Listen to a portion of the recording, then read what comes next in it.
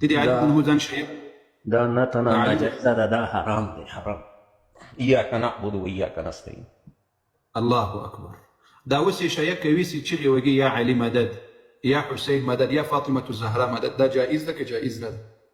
زه دلته تاسو که مانه پوښتنه کوئ، زه هغه شیعه نه یم چې د اهل بیت نه مدد غواړي.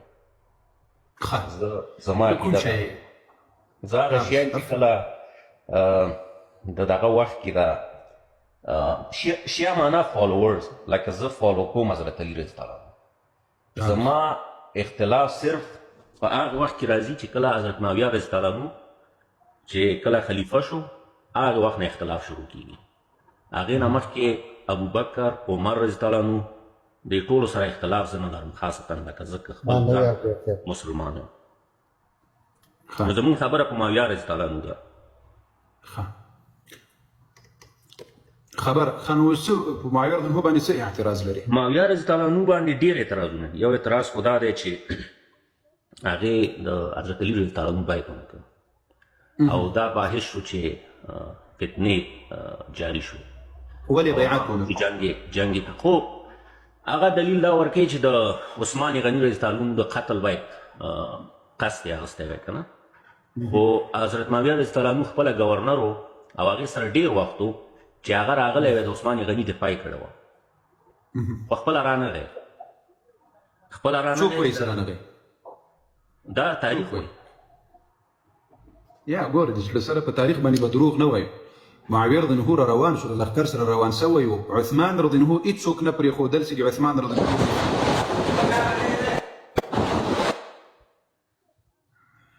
عثمان رضی الله عنه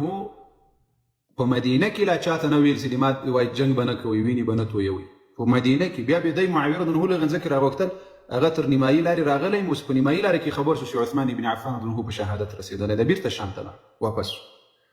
نو دا خو د عثمان بن عفان رضی الله عنه مدینه کې علي رضی الله عنه ته حتی علي رضی الله عنه ورته ویل چې موږ ته امر وکړئ چې له دې خلکو نه د دفاع وکړو. صحابه ورته ویل چې امر وکړه، ده ورته ویل چې نه، زه به له دې فتنې سره مخامخ کېږم، ځکه ما ته رسول الله صلی الله علیه وسلم د دې پیشګویي راکړې ده چې تا به خوارج او روافض شهیدوي، ته به صابر اوسې. نو ما شهید کوي، نو چې شهید کوي زه نه غواړم چې د رسول الله د جانان صلی الله علیه وسلم په مدینه کې د خلکو وینې تویې سي، زه نه غواړم. هماغه اوس د نبي علیه الصلاة وسلام هغه پیشګویي په حق باندې تمامه شوه، او رسول الله صلی الله علیه وسلم ورته ویلي و چې ته به له داسې فتنې سره مخامخ کېږې. هغې سره مخ شول او شهید شو. بېشکه دا عثمان غني رضی الله عنه کوم سنت چې و چې زه به جنګ نه کوم، په دې باندې ولې عثمان غني رضی الله عنه عثمان معاویه رضی الله عنه ولې پرې عمل ونه کړ؟ نو هغه د هغه دپاره وصیت نه و، هغه خاص عثمان بن عفان رضی الله عنه دپاره و. نبي علیه السلام ورته ویل چې صبر به کوي په دې فتنه باندې. خو هغې خو دا خلیفه منلی و، د محمد صلی الله علیه وسلم هغه حدیث هم ورته. خو همدغه اعتراض ته په معاویه رضی الله عنه باندې کېده، په علي رضی الله عنه باندې هم همدا اعتراض راځي. خو علي رضی الله عنه خو ټول هماغه خلکو چې عمر رضی الله عنه خلیفه وټاکه، هماغه خلکو حضرت علي وټاکه. خو صحیح ده، خو زموږ په دې کې اختلاف نشته چې علي رضی الله عنه دې وخت ته پوهېږې عائشه رضی الله عنها چې کله خبره شو د عثمان، زه دا یو روایت درته وښیم. احنف بن قیس روایت کوي، ښه دا تاریخ الطبري کې دا روایت راغلی ده، د اهل سنت و جماعت چې کوم طبري ده، تاریخ الطبري ده، ښه. او په همدغه شکل باندې په تاریخ د والملوک کې دا روایت راغلی ده. وایي موږ فإذا الناس حججنا فإذا الناس مجتمعون في وسط المسجد، يعني مسجد النبوي. نو طلحة أو زبير رضي الله عنهما راغلل نو ویل سي عثمان ابن عفان رضي الله عنه بشهيد كيجي. نو فمن تأمرني به، وإذ راغلم طلحة أو زبير أو دغ صحابه وتموي ورتو ویل سي فمن تأمرني به، يعني دي چا امر راته کوي سي موږ دي هغه بیعت وکړو او هغه خبره ومنو. قال په معنا پوهېږې تثنیه ده چې دوی دواړو راته ویل چا؟ طلحه او زبیر. علي وصیت مو درته دا ده چې علي رضی الله عنه سره لازم ووسه، او علي رضی الله عنه به د ده پر ځای باندې ځای ناسته، یعنې امیر المؤمنین به ټاکلی کېږي. فقدمنا مکه، مو مکې ته راغلو ځکه د حج موسم.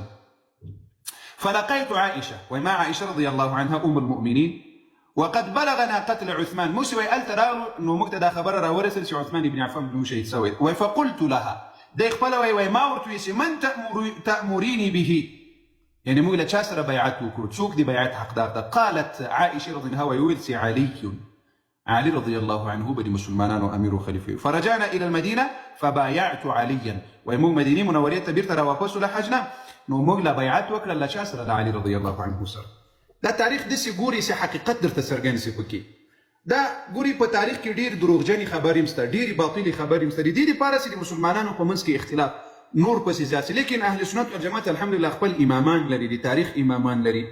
نو هغو دا هر څه بیل کړي دي چې کوم روایت صحیح دي کومې خبرې صحیح دي کومې باطلې دي نو کله چې علي رضی الله عنه د وخت امیر المؤمنین وټاکلی شول نو دی په حق و بلا شک او شبهه دی په حق و معاویه رضی الله عنه ورته ویل چې ته له دې قاتلینو نه قصاص واخله ته ګوره قرآن عظیم شان کې الله جل وعلا وایي ومن قتل مظلوما فقد جعلنا لوليه سلطانا فلا يسرف في القتل فقد جعلنا لوليه لعثمان بن عفان ولي سوق معاويه رضي الله عنه معاويه رضي الله عنه يا علي رضي الله عنه وين سلدي خلقنا قصاص واخلا ترسو مسلمانان بغمسي او د موږ زړونه قرار سي د عثمان ابن عفان رضی الله عنه قاتلین به ختم سي ته د ټولو امیر المؤمنین یې معاویه رضی الله عنه خو له دې انکار نه کړی چې د علي رضی الله عنه امیر المؤمنین توب نه منل بلکې د هغه غوښتنه دا وه چې دا غوښتنه قرآن دې د حق جوړ کړی و د اسلام مبارک دین دې د حق جوړ کړی و اوس وګوره علي رضی الله عنه خپله صبر وکړي د هغه په وس و طاقت کې نه و چې له خوارجو نه او له د عبدالله ابن سبا یهودي د ډلې چې د شیعو اصلي پلار ده له دې نه انتقام او قصاص اخیستلی وی ځکه علي رضی الله عنه په مکه مدینه المنوره کې ضعیف و د اسلام لښکر یا په بصره کې و یا په شام کې و یا په کوفه کې و مدینه المنوره ته ضرورت نه و چې د اسلام لښکر پکې اړولی وای خوارج څلور پنځه تر شپږو زرو خوارجو چې مدینه المنوره یې محاصره کړې وه نو د علي رضی الله عنه په وس کې نه علي رضی الله عنه احتیاط وکړل دا یې وویل چې زه به د دې قصاص واخلم خو چې کله وخت کې موقع په لاس راسي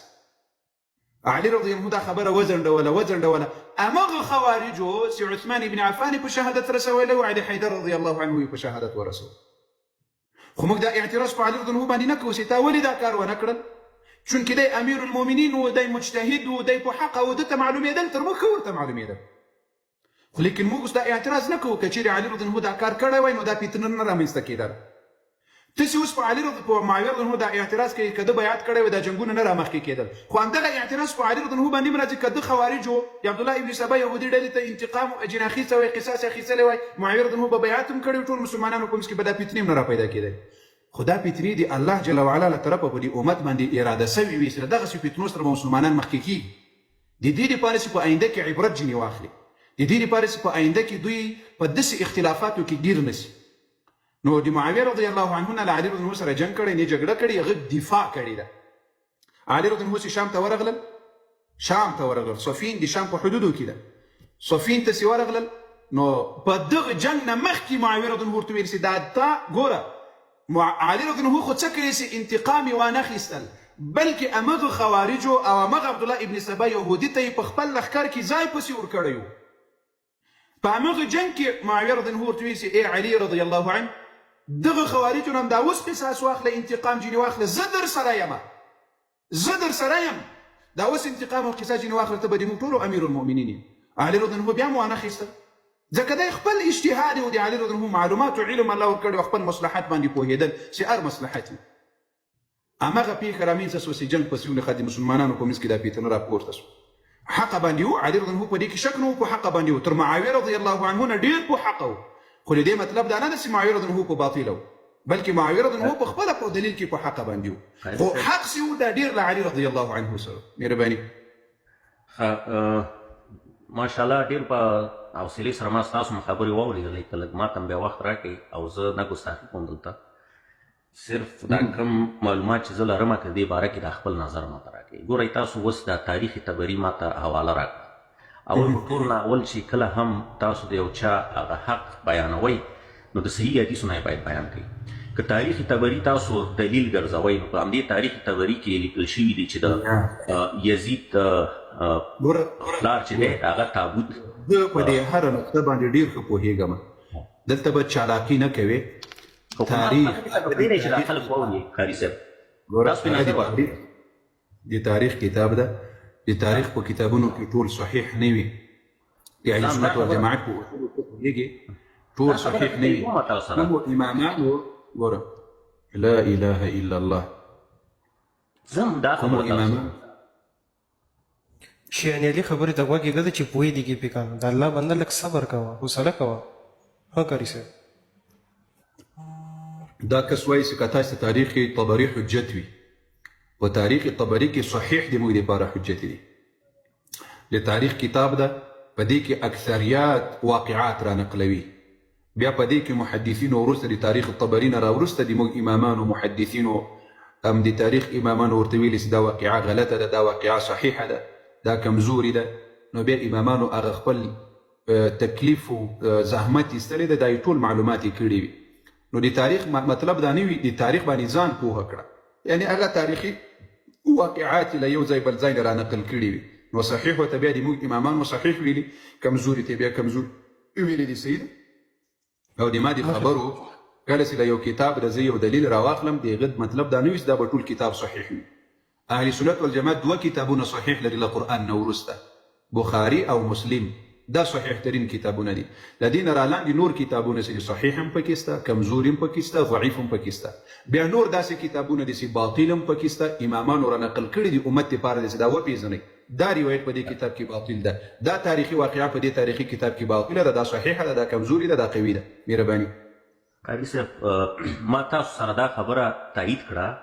چې تاریخ طبري کې کوم ټول خبرې ومن خدا خبرې هم پکې شته. نو کلم چې تاسو مونږ ته حواله راکوئ د حدیث نه چې صحیح ثابت دی، ځکه دا وړه خبره نه ده. دا شیعان او دا څومره فتنې چې جاري شوي دي د دې جنګونو نه بعد جاري شوي. ګوره حضرت علي رضی الله عنه خپل حدیثو او ویې ویل چې خلکو ما سره یو ځای شئ، که ما سره یو ځای نه شوئ تر قیامته پورې به تاسو یو ځای نه شئ. تر قیامته دا د حضرت علي رضی الله عنه فرمان او همدغه کوم کتاب کې دا حدیث دی. زه تاسو ته ویم قاري صاحب چې دا هر څه زه وایم دا زه مسؤلیت سره وایم، ځکه یو مسلمان چې کله هم دروغ وایي په ځان لعنت ما خپله موږ تا ته د دروغو نسبت نه کوو، نه درته وایو چې ته دروغجن یې، دا نه درته وایو. لیکن دلته چې ته خبره کوې دلته ګوره اوس مسلمانان دي، دا اوس مسلمانان دلیل غواړي. خو دې ته اوس دا نه وایم زه اوس ګوره زه څه درته وایم، زه دا خبره په مسؤلیت سره درته کوم چې علي رضی الله عنه معاویه رضی الله ته ورور ویلي دي. اوس دا خلک به راته وایي چې قاري صاحب دا چیرې دي په کوم کتاب؟ زه ورته وایم چې زه په مسؤلیت سره درته وایم که به زه کتاب ورته ښیم. قاري صاحب تاسو او موږ کې فرق دا دی چې تاسو دلته راغلي یاستئ چې د ټول ستاسو همدغه فیلډ دی،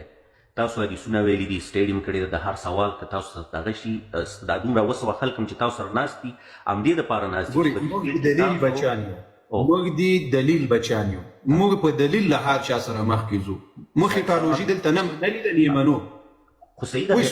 تاسو یې رد کوئ، دا تاسو سره چې څومره علم دی تاسو دا کومه خبره وکړه، دا کومه خبره چې دې وکړه په کوم اساس دې وکړه، د کومه کتاب دې وکړه؟ آیا ته دا خبره منې چې علي رضی الله عنه معاویه رضی الله عنه ته ورور ویلي دي؟ دا خبره د امام علي رضی الله عنه منې؟ نه. حدیث نه ثابته کې منم، حدیث نه ثابته کې منم. وګوره یو دقیقه بحار الانوار علامه مجلسي دو دیرسم جلده 340 صفحه ده.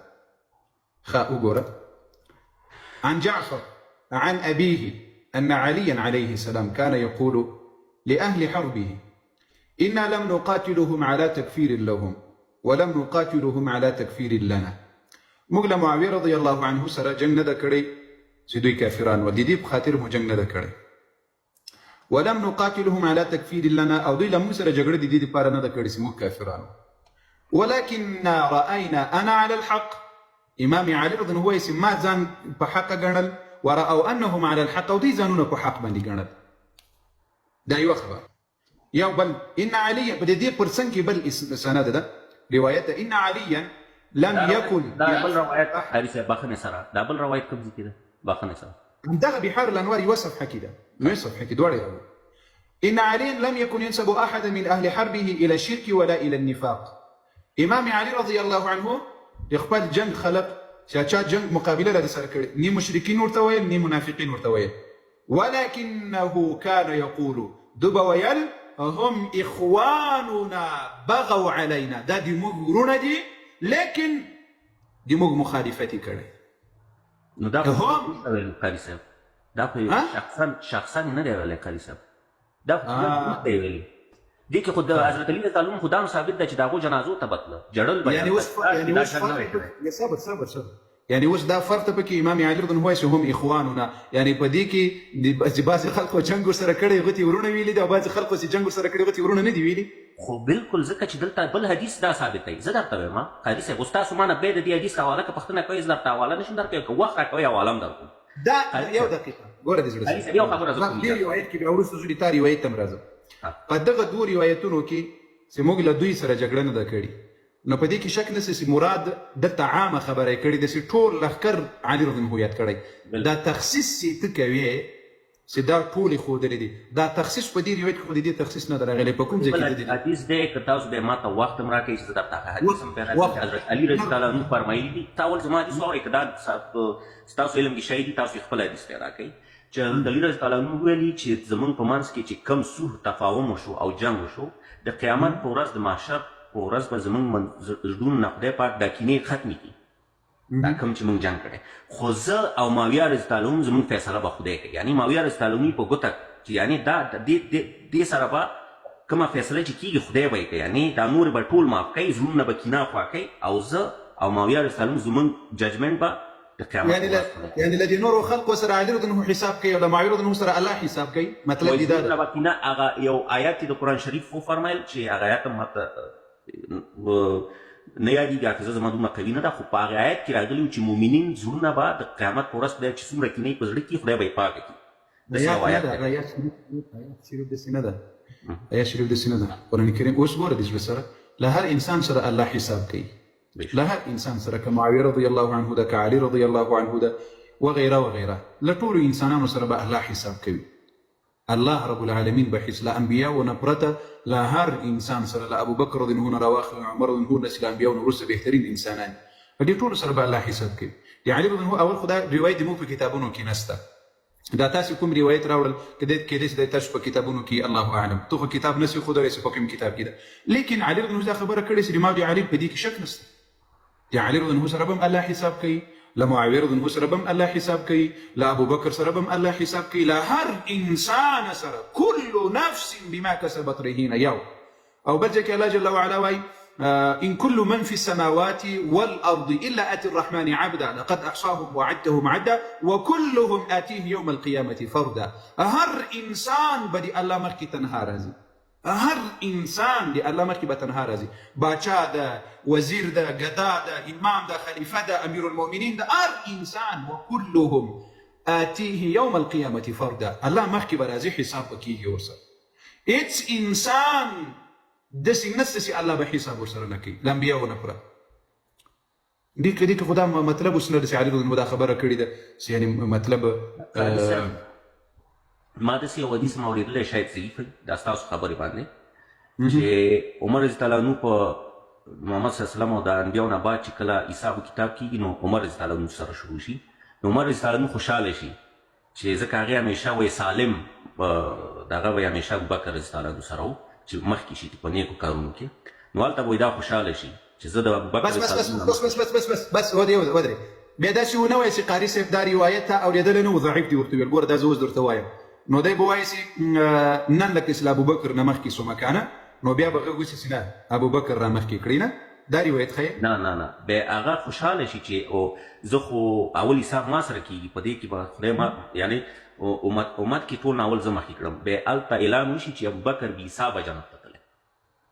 خو همدغه خبره سو که نو چې ابوبکر ځینې مخکې سو نو که نو یعنې حساب یې نه دی کړی دا تاسو چې ویلی دا ضعیف دی حدیث هر حساب له هر بنده سره اول خو دا روایت صحیح نه ده دا باطل ده څه شی ده باطل ده پوه شوې که پوه نه شوې دا باطل ده ضعیف شو بس خلاص صحیح ده دا باطل روایت ده اول سر ګوره اهل سنت والجماعت الله یو پاک دین ورکړی ده ګورې ابل دې تاسو یو هغه دغه ابومواد نه د خپلو عوامو کې دوکه ورکړې بخښنې سره قاري صاحب بخښنې سره ستاسو خبره مې ونیوله زه هغه نه یم زه ما علي رضی الله عنه ورته یم علي علیه دا خبره درته وکړم ته که هر څوک یې له تا سره موږ کار نشته موږ دلته اعتراضونه کوو زه جواب درکوم ته چې هر څوک یې هغې ته خپل کار ده اوی صبر وکړئ صبر یو دقیقه ګوریا بل ورځ ابو مواد یو کتاب راخیستلی ده د معجم الکبیر خپلو عوامو ته دوکه ورکوي چې وګوره په دې روایت کې معاویه رضی الله عنه ته څه شی ویلی سوی ده چې دی به په اسلام نه مړ کېږي خو الله قسم په همدغه کتاب کې د دغه روایت په سر باندې معاویه رضی الله عنه ته جنتي رسول الله ویلی ده څه شی ورته ویلی ده جنتي په همدغه کتاب کې په همدغه صفحه کې خو الله چې څوک شرموي داسې دی شرموي د صحابو په دښمني کې وایي وګوره نبي علیه الصلاة والسلام ویلي د اهل سنت په کتابونو کې دا روایت راغلی ده چې له دې فج نه به یو انسان راوځي له دې درې نه یموت علی غیر ملتي دا به په اسلام نه مړ کېږي د دې روایت په سر باندې بل روایت ده چې یخرج من هذا الفج رجل من اهل الجنه د دې روایت په سر باندې اوس که اهل سنت والجماعت خپلو عوامو ته دوکه ورکوي مسلمانانو ته په دروغ ووایي چې وګوره معاویه رضی الله عنه ته نبي علیه السلام جنتي ویلی ده کنه خو موږ ویلی شو ځکه موږ په کتاب کې دا روایت راغلی لیکن موږ بې سنده دین نه لرو الحمدلله موږ هغه روایت کې چې صحابي معاویه رضی الله عنه ته جنتي ویلی سوی دا باطل ده دا لاندې چې کوم روایت ده دا باطل ده خبر باندې پوه شولې موږ ته رب العالمین جل وعلا داسې یو د سند دین راکړی ده چې نه بې ځایه خبره او نه بې ځایه تهمات دا یو اهل سنت والجماعت ته بې سنده دي قبول وړ نه دي نو الله دې تا ته اجر کړي موږ به نورو ملګرو سره خبرې وکړو زه نن یو خبره وکړم یو سوال بل اجازه راکوئ زه دې وکړي دا نورو ملګرو ته به م لږ وخت ورکړو بیخي ناوخته دا یو صحیح حدیث دی په اهل سنت کتابونو کې چې معاویه رضی الله عنه عبدالله ابن عمر ته وویلې په مجلس کې ناست عبدالله ابن عمر هغې ته اشارتاً دا خبره وکړه چې څوک فکر کوي چې د خلافت زما نه ډېر حقدار دی زه د هغې د پلار نه هم ډېر حقدار یم او اشاره یې عبدالله ته وکړه لکه د عبدالله پلار خو عمر رضی الله عنه بیا خپل همدا حدیث کې خپل عمر رضی الله عنه نه بیا پوښتنه عبدالله ابن عمر نه پوښتنه وشوه چې تا ته دا اشاره وکړه تا ولې جواب ورنه کړه وایي په همدې حدیث کې دا خبره ده او دا صحیح حدیث دی چې عبدالله ابن عمر ورته وویلې چې زما خو زړه وشو چې زه راجیګ شم او معاویه رضی الله عنه ته ووایم چې زما پلار ستانه د خلافت حقدار هغه څوک و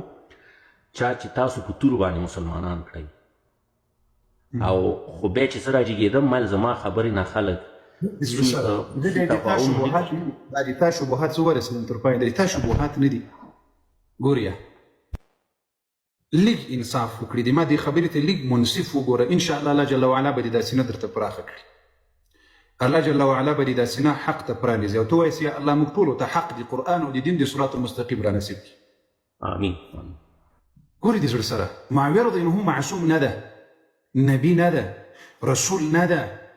انسان ده عمر رضی الله عنه امیر المؤمنین عمر الفاروق رضی الله عنه نبی نه ده رسول نه ده معصوم نه ده انسان بشر ده بشر علی رضی الله عنه نبی نه ده معصوم نه ده فرشته ملایکه نه ده یعنی الله بندگان هغه انسانان د هغو په منځ کې به یوه تیزه خبره راځي یوه بده خبره به راځي یوه سپکه خبره به راځي یا لکه د بعضې صحابهو په منځ کې چې یو بل ته تیزه خبره نامناسبه خبره راغلي هغه انسانان و تاسې هغو انسانانو ته د انبیاو په سترګه مه ګورئ هغه انبیا نه وو هغه رسولان نه وو هغه فرشتې نه وې هغه پیریانان نه وو هغه انسانان وو انسانان یوازې غلطي سې نه کېږي هغه له انبیاو نه نه کېږي یوازې خطا سې نه کېږي هغه له انبیاو نه نه کېږي له رسولانو نه نه کېږي له هغو نه رالاندې ټول انسانان بشر دي بشر له چا نه به د یو بل په شان کې تیزه خبره کېږي له یو بل په شان کې به نازیبا خبره کېږي سوي به یې کړي به یې نو د دې مطلب نه ده چې ته د هغو انسانانو مناقب راواخله شاته یې وغورځوه بیا راولاړ سې د هغو په غلطیانو پسې سه بیا راولاړ سې د هغو په خطاییو پسې سه اوس ګورې د صحابو په شان کې یو بل ته تیزه خبره راغلې ده اوس بعضې خلک وایي معاویه رضی الله عنه علي رضی الله عنه ته تیزه خبره کړې یا علي رضی الله عنه معاویه رضی الله عنه ته تیزه خبره کړې د تاسې دې په خدای قسم دي یو چا په منځ کې چې 70,000 مسلمانان په یوه ورځ په یوه هفته کې په شهادت رسېږي دا به لویه خبره وي او که یو بل ته تیزه خبره دا لویه خبره ده یا مثلا عبد الله ابن عباس رضی الله عنه تیزه خبره کوي معاویه رضی الله عنه ته، او معاویه رضی الله عنه ته تیزه خبره کوي. د هغو په منځ کې جنگ جمل کې په زرګونو مسلمانان شهیدان شوي دي، د صفین کې په زرګونو مسلمانان. دا د انسانانو د شهادت به لویه خبره وي. او که یو لایف لکه راغله اوس اواز راغله، نو د ما خبره دا ده چې هغه انسانان ول د هغو په منځ کې سیاسي اختلاف راغلی د صحابو په منځ کې، نو یوه خبره به لازم د یو بل په شان کې تیزه راغلی وي، یا به داسې راغلی وي چې د یو بل به په هغه خبره باندې طبیعت خراب شوی دی. هغه دا مطلب نه ده چې اوس ما ته راولاړ شو هغه حسابونه پسې راواخلو. الله جل وعلا وایي تلک امة قد خلت لها ما کسبت ولکم ما کسبتم. دا امت تیر سوی ده، یو هغو دپاره خپل اعمال وسې کړي یو. اوس ګورې معاویه رضی الله الله ته ورغلی ده، صحابه ټول الله ته ورغلي. الله قرآن کې دا اعلان ورته کړی رضی الله عنهم ورضوا عنه. الله قرآن کې ورته وایي زه یو آیات تاسو ته وښیم، دا اوس رایات شول چې مسلمانانو لوی به زړونه دي د مؤمنانو ورباندې خوشحاله سي. ګورې صحابه ورته الله ډېر لوی مقام ورکړی دی. دې مطلب دا نه ده چې صحابه ونه به غلطي نه ایسوي یا معصوم ول، نه خیر. اهل سنت والجماعت خو دا عقیده نه لري چې له صحابه ونه به غلطي نه کېدله، یا دوی معصوم ول چې دوی نه دا اشتباه وله سوي، بلکل به اشتباه ځینې کېدله یا به له بعضو نه سوي. اوس راځو دې ځای ته، تاسې دا سورة الدغه راواخلئ، سورة الحجرات. په سورة الحجرات کې اعوذ بالله من الشیطان الرجیم واعلموا، ای مؤمنانو پوهه سئ، صحابو ته الله جل وعلا وایي ان فیکم رسول الله، بېشکه د تاسو په منځ کې څوک ده رسول الله ده. چاته الله جل وعلا وایي شیخ ته؟ واعلموا، پوهه سئ، چاته الله جل وعلا وایي ان فیکم رسول الله، په تاسو کې څوک ده؟ علي صاحب د زړه سره اورې، علي صاحب ان فیکم رسول الله، چې بېشکه د تاسو په منځ کې رسول الله ده. خطاب چاته الله جل وعلا کوي؟ مؤمنانو ته، صحابانو ته، صحابه ته الله جل وعلا کوي. لو یطیعکم، که تاسو د رسول الله صلی الله علیه وسلم خبرې منل شروع کړي، خبرې ومنئ، فی کثیر من الامر، په ډېرو شیانو کې، لعنتم، نو تاسو به په ډېرو شیانو په ډېرو تکلیفونو کې به پرېوځئ، یعنی ډېر تکلیفونو سره به مخامخ سئ. د دې آیت په مطلب پوهېږئ که نه پوهېږئ؟ چې د تاسې په منځ کې رسول الله صلی الله علیه وسلم ده، که تاسې د رسول الله صلی الله علیه وسلم هر امر په داسې شکل ومنئ لکه څنګه چې د رسول الله صلی الله علیه وسلم شان ده، نو تاسې به له تکلیفونو سره مخامخ کیږئ، مخامخ بس. ولكن الله، لیکن خبره دا ده، دې ځای ته غوږ سئ، ولكن الله، لیکن الله جل وعلا سي ده، حبب الیکم الایمان، د تاسو دپاره یې ایمان محبوب ګرځولی ده. الله اکبر، لا اله الا الله. ولكن الله حبب الیکم الایمان، لیکن الله جل وعلا د تاسو د ایمان محبت نصیب کړی ده. لا اله الا الله. الله شاهدي ورکوي په قرآن کې چې څونه صحابه د رسول الله صلی الله علیه وسلم د دوی په زړونو کې الله د دوی دپاره ایمان محبوب ګرځولی. اوس غوږ، الله صحابه ورته له هر څه نه محبوب شی څه شی و؟ څه شی و؟ اوس په دې ځای کې ولكن الله حبب الیکم الایمان، صحابه ورته له هر څه نه څه شي ډېر محبت درلودل؟ ایمان محبوب، ایمان. څوک وایي؟ الله وایي، الله جل وعلا وایي. اوس وګوره، له محبوبوالي نه را دې خواته وزینه فی قلوبکم، او الله ښایسته کړی ده دا ایمان په زړونو دي تاسې. الله اکبر. وزینه فی قلوبکم، محبوب خو یو شی، بلکې الله وایي چې وزینه فی قلوبکم، بلکې الله ښایسته کړی ده دا ایمان په زړونو دي تاسې کې. د چا په زړونو کې؟ د رسول الله د صحابو په زړونو کې. اوس پسې وګوره، ګوري علي جان تاسې روافظ وایي چې صحابه مرتد سوي دي، بې ایمانه سوي دي. الله وایي دوی ته محبوب شي څه شي ایمان وای بیا دغه ایمان چا ښایسته کړی وي دوی په زړونو کې الله اوس ورته وګوره وکره الیکم او وکره او ناخوښه یې کړل الیکم تاسو ته الکفر کفر د صحابه و کفر بد یسېدل که نه یسېدل بد یسېدل څوک وایي چې د صحابه و کفر بد یسېدل الله تعالی الله وایي نو د تاسو د په خدای قسم یې الله ورته کفر بد یسولی و آیا هغه انسانان بیا کافران کېږي نه نه هیڅ کله نه. والفسوق کفر خو لرې پسې پرېږده والفسوق او فسق الله وایي چې د صحابه ورته مې کفر و فسق بد یسولی و بد یسېدل الله اکبر الله اکبر اوس پسې وګوره والعصیان او نافرماني دایم بده یسېدله څو خبرې الله وایي وکره الیکم الکفر الله وایي ما تاسو ته بد در یسولی و الکفر کفر والفسوق وفسق والعصيان او نافرماني يعني سيدي الله ودي الله دي رسول نافرماني دي صحابه وبدا يسيدلا دي رسول الله صلى الله عليه وسلم دي دين ودي شريعه دي الله مقابل كي فسق دي دوي بد يسيدل كفر بد يسيدل اولئك الله سور توي ام دغ صحابه دي رسول الله وهم الراشدون دي پنيغ وسيده وصراط المستقيم باندې لاري باندې روان دي الله الله اکبر كبروا يا اهل السنه نعره تكبير الله اکبر ولله الحمد الله اكبر ولله الحمد دا یو آیات دی مؤمنانو دی مسلمانانو دی پاره دی الله له طرفه کافی او شافی ده که څوک په دې قرآن ایمان لري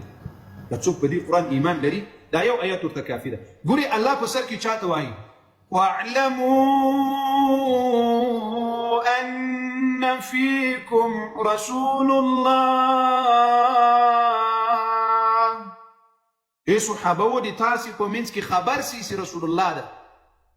که چیرې تاسې د نبي علیه السلام هر څه ومنئ نو تاسې به له تکلیف سره مخامخ کیږئ خو که مخ سونسته خبره پسې واورئ ولكن الله حبب الیکم الایمان الله وایي ما د تاسو دپاره تر ټولو محبوب شی څه شی ګرځولی ایمان نه یوازې محبوب شی د تاسو ته وزینه فی قلوبکم د تاسې په زړونو کې دا ایمان ښایسته کړی ده درته پسې الله اکبر دم پسې واوره وكره إليكم الكفر أو تاسو الله بد يسولي ده كفر والفسوق وفسق والعصيان نافرماني أولئك هم الراشدون الله وإذا حقيقي مؤمنان أو بنيغ لار وسيدان لار روان خلقت الله اكبر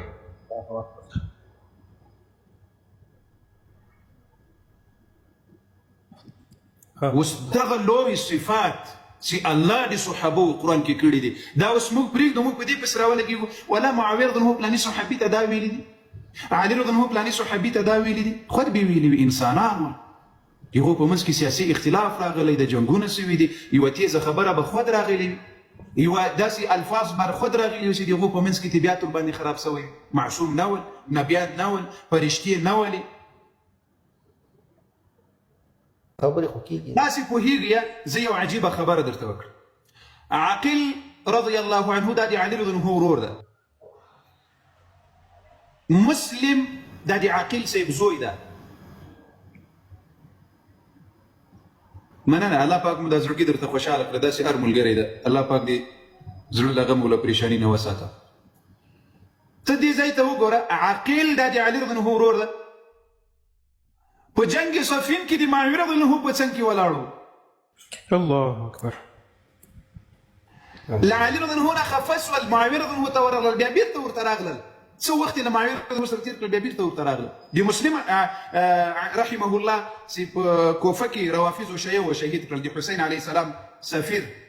حسین علیه السلام چې کوفې ته ورولېږل او ورسره معلومات وکړه بیا هلته روافض او شیعه شهید کړل د دې پلار يعني لعلي رضي الله سره مخالفت راغلي دا او جنې تللې د معاویه رضی الله عنه اوس به موږ وایو چې وګوره علي رضی الله عنه خپل ورور جنې خفه سوی ده او جنې تللې د معاویه رضی الله عنه نه الله اکبر قاری صاحب ما ته اجازه راکړئ دلته یو جوکه لرم د همدې سوال باندې تاسو ماته شیات وکړو یا الله بنده د قرآن کریم په اړه کې خو دې غږ راونه کړل د قرآن په آیات کې چې رب دې ما د صحابه و صفت کړی رب دې ما د صحابه په شان کې هغه کې خو دې غږ راونه کړل دغه کې خو دې نه دا وویل چې الله حق وایي او نه دې دا وویل چې الله جل وعلا هسې یوه خبره کړې شاته حق وایي هر څه چې قرآن دی حق وي څوک چې د دین انکاري یا کافر دی. قاضي صاحب یو خو وړې مسلې چې بالکل انسان دی او اشتباه ترې وشي دې خبرو نه خو قتلونه شوي دي دا خبرې چې دي د خلافت خبرې دي. اوس یو انسان یو صحابه چې هم انسان دی خطا نه پاک نه دی معصوم نه دی هغې چې دومره غټه خبره وکړه چې زه د خلافت د پلار نه غټ زیات حقدار یم نو حد اقل په تاریخ کې یا حدیث کې یا کوم ځای کې خو دې بیت یو انسان د کار وخت کې هر شی ویلی شي. وروسته پښیماني وښیي څنګه چې بیبي عایشه رضی الله عنها د جنګ جمل په دغه کې پښیماني وښودله څنګه چې نور صحابو پښیماني خپله اظهار یې وکړه نو ولې معاویه رضی الله عنه هېڅ ځای کې ثابت نه دی چې دې په دې خبرو چې شوي دي دا غټې خبرې په دې باندې وروسته پښیماني کړي. زه څه درته ومه دی الله به دغه مخامخ ورته وایي چې زه دې په امیر المؤمنین توب منمه دغه خوارجو ته انتقام واخله قصاص یا الله حکم ورباندې جاري کړه په دې الله بنده هغه مخامخ په جنګ جمل کې ورته په جنګ صفین کې ورته وایي مخامخ چې زه دې په امیر المؤمنین توب منم لمانه افضل یې لمانه بهتر یې لمانه په اسلام کې مخکې یې لمانه په ایمان کې مخکې لمانه په قرابت کې رسول الله صلی الله علیه وسلم ته مخکې یا الله بنده هغه امام علي وایي چې دوی هم په حق او موږ هم په حق نو د دې مطلب دا نه ده چې څومره مسلمانان په دې جنګونو کې شهیدان شوي دي ټول جنتیان دي ټول جنت دي علي له طرف وکړه د بل طرف ځکه دا د الله له طرفه یو امتحان ول الله دې امت ته تربیه ورکوله چې ګوري دا داسې تکلیفونه به په آینده کې درته راځي ځکه دا د نبي علیه السلام امت د 100 کلو نو نه د 200 کلو دا امت به د زرګونو کلو وي نو په دې امتحانو کې الله جل وعلا امت ته دا تربیت ورکول چې ګوري داسې سیاسي اختلاف مو په منځونو کې راسي د حل لاره یې ورته ښودلې ده د نجات لاره یې ورته ښودلې ده. دا ټول په دې کې ډېر لوی لوی حکمتونه دي که په هغو حکمتونو باندې یو انسان ځان خبر کړي. بس ته زه